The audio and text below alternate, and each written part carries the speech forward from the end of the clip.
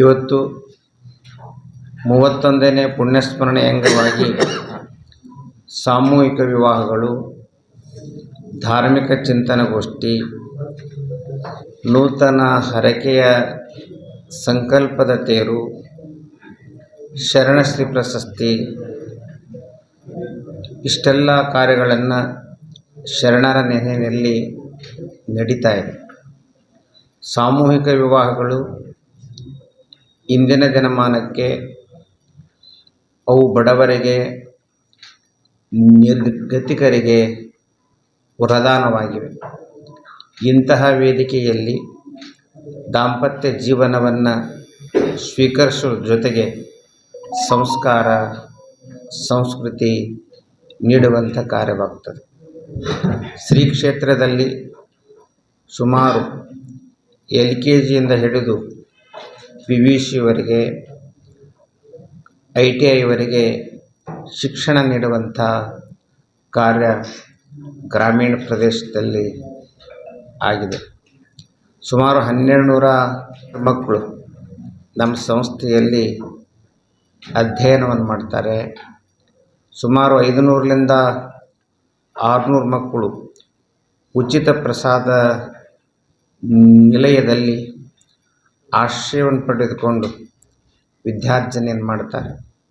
ಸುಮಾರು 30 ವರ್ಷಗಳಿಂದ ಅವಲೋಕನ ಮಾಡ್ತಾ ಬಂದರೆ ಸಾವಿರಾರು ಮಕ್ಕಳು ಅನೇಕ ಹುದ್ದೆಯಲ್ಲಿ ಉತ್ತಮ ಬದುಕನ್ನು ಕಟ್ಟಿಕೊಂಡು ಜೀವನವನ್ನು ನಡೆಸ್ತಕ್ಕಂಥ ಕಾರ್ಯ ಆಗಿದೆ. ಅದೆಲ್ಲ ಕಾರಣ ಏನು ಅಂತಂದರೆ ಮಠದ ಪರಿಸರ, ವಾತಾವರಣ ಅನ್ನುವಂಥ ಮಾತನ್ನು ಈ ಪ್ರಸಂಗದಲ್ಲಿ ಹೇಳಲಿಕ್ಕೆ ಇಚ್ಛೆಪಡುತ್ತೇನೆ.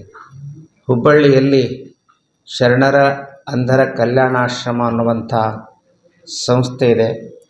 ಸುಮಾರು 100 ಮಕ್ಕಳು ಅಲ್ಲಿ ಅಧ್ಯಯನವನ್ನು ಮಾಡ್ತಾರೆ.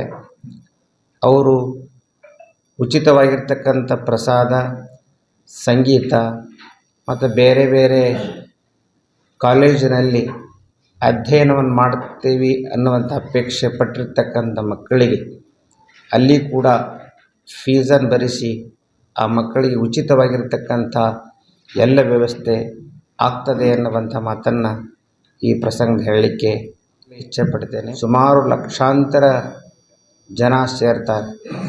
ಗ್ರಾಮೀಣ ಪ್ರದೇಶದಲ್ಲಿ ಬಹುದೊಡ್ಡದಾಗಿರ್ತಕ್ಕಂಥ ಜಾತ್ರೆ ಯಾವುದು ಅಂತಂದರೆ ಶರಣರ ಶ್ರೀಮಠದ ಜಾತ್ರೆ ಎನ್ನುವಂಥ ಮಾತನ್ನು ಹೇಳಲಿಕ್ಕೆ ಇಚ್ಛೆಪಡುತ್ತೇನೆ.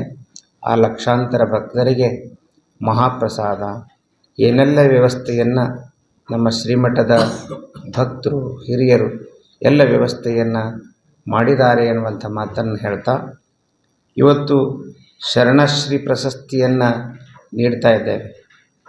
ಕೃಷಿಯಲ್ಲಿ ಸಿಂಧನೂರಿನ ಕವಿತಾ ಮೇಡಮ್ನವರಿಗೆ, ಬಾಗಲಕೋಟೆಯ ಒಬ್ಬ ವಿದ್ಯಾರ್ಥಿನಿ IITಯಲ್ಲಿ ಭಾರತಕ್ಕೆ ಪ್ರಥಮ ಸ್ಥಾನವನ್ನು ಪಡೆದಿದ್ದಾಳೆ ವಿದ್ಯಾರ್ಥಿ. ಆ ವಿದ್ಯಾರ್ಥಿನಿಗೆ, ಹಾಗೆಯೇ ಕಡಬುಗೇರಿ ಜಾನಪದ ಕಲಾ ತಂಡ ಉತ್ತಮವಾಗಿರ್ತಕ್ಕಂಥ ಜಾನಪದ ಕ್ಷೇತ್ರದಲ್ಲಿ ಹೆಸರನ್ನು ಮಾಡಿದೆ. ಇವತ್ತು 3 ಮಹನೀಯರಿಗೆ ಶರಣಶ್ರೀ ಪ್ರಶಸ್ತಿಯನ್ನು ನೀಡ್ತಾ ಇದೆ ಎನ್ನುವಂಥ ಮಾತನ್ನು ಒಟ್ಟಾರೆ ಹೇಳ್ತಾ, ಜಾತ್ರೆ ಅನ್ನೋದು ನೆಪ, ಆ ನೆಪದಲ್ಲಿ ಸಾಮಾಜಿಕ, ಧಾರ್ಮಿಕ, ಆಧ್ಯಾತ್ಮಿಕ, ಸಂಗೀತ, ಸಾಹಿತ್ಯವನ್ನು ಪ್ರಸಾರ ಮಾಡತಕ್ಕಂಥ ಕಾರ್ಯ ಇದಾಗಿದೆ ಎನ್ನುವಂಥ ಮಾತನ್ನು ಹೇಳ್ತಾ, ಪ್ರತಿ ವರ್ಷ ನಮ್ಮ ಮಾಧ್ಯಮದವರು ಈ ಜಾತ್ರೆಯ ಎಲ್ಲ ವಿಶೇಷ ಪ್ರಸಾರವನ್ನು ಮಾಡ್ತಾರೆ.